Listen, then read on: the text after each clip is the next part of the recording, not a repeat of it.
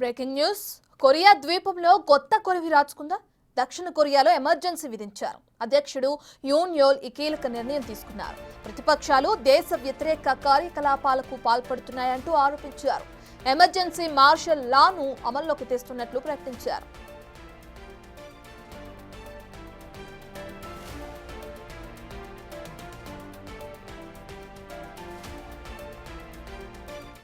ఉత్తర Korea దక్షిణ Korea మధ్య పచ్చగడ్డి వేయాలంటేనే బక్కుమనే పరిస్థితులుంటుంది.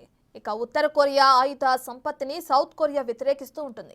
అయితే దాయాది దేశానికి అనుకూలంగా పార్లమెంటును కట్టడి చేసేందుకు ప్రతిపక్షాలు ప్రయత్నిస్తున్నాయని, అందుకే అత్యవసర పరిస్థితి విధించాల్సి వస్తుందని అధ్యక్షుడి ప్రకటన సారాంశం.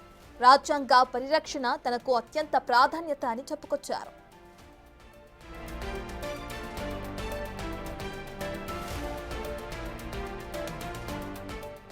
2 ఏళ్ల క్రితం దక్షిణ కొరియా అధ్యక్షుడిగా యూన్ బాధ్యతలు చేపట్టారు. అయితే పార్లమెంటులో ప్రతిపక్షాలకు బలం ఉండటంతో ఆయనకు ఫ్రీ హ్యాండ్ లేకుండా పోయింది.